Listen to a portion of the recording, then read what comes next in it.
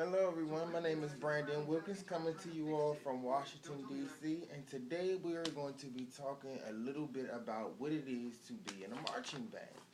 Yes, a marching band. Believe it or not, I have been a member of three marching bands. First and foremost was my first marching band, Eastern Senior High School here in Washington, D.C. It's a very loved hometown marching band, very prestigious here, has marched in numerous presidential inaugurations, cherry blossoms, you name it, they've been there. My number two is the very prestigious Howard University Showtime Marching Band. My heart loved that band. Actually, was the band that you all just witnessed. Third and final, but not least at all, is my beloved Trojan Explosion Marching Band at Virginia State University out of Petersburg, Virginia. Absolutely love them. Today, I want to touch a little bit on the positives and the negatives of being in a HBCU high step marching band. Now, I would like to start first off by saying that this isn't something that is very often talked about in a positive light, especially since recent activities that have taken place in some of our more older, more established marching bands. I'm sure a lot of you have heard about some of the incidents that have happened in FAMU, I'm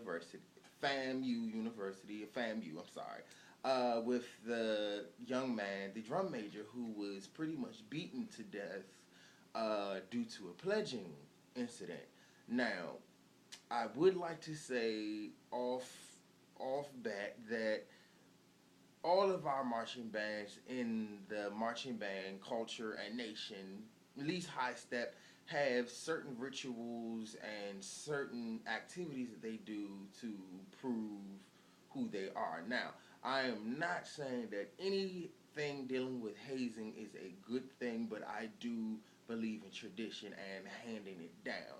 Now, some of the really untalked about negatives are people that are beaten and just really humiliated, really made to feel bad and to be called all types of things and to be made to do stupid things. Now, I'm not sure if a lot of you are familiar with pledging or how a lot of it goes, but sometimes it can get out of hand, and especially in programs such as the marching band. Now, a lot of people don't know, but I'm sure you do know or can see that most marching bands can be the pretty dominant activity on most campuses.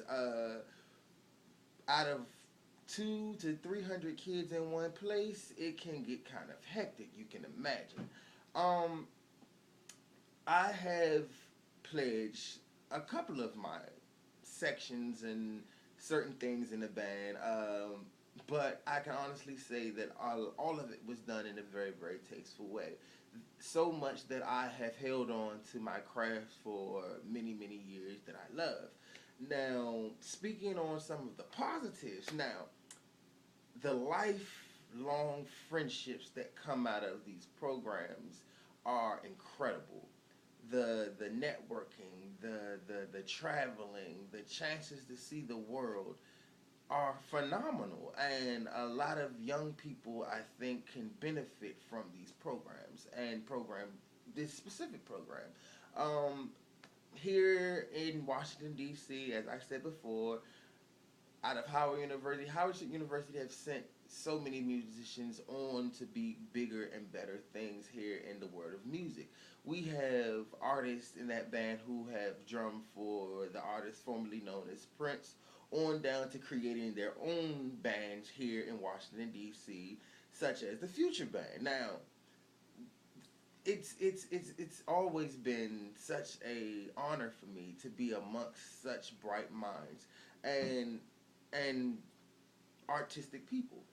Um, I think the beneficial properties that this experience hold for a lot of young people is not everyone is meant to play football, basketball, run track, or do all of these athletic things. Some of us are band geeks, like myself. I think that it was always a very cool choice for me and would be for the next generation. Um,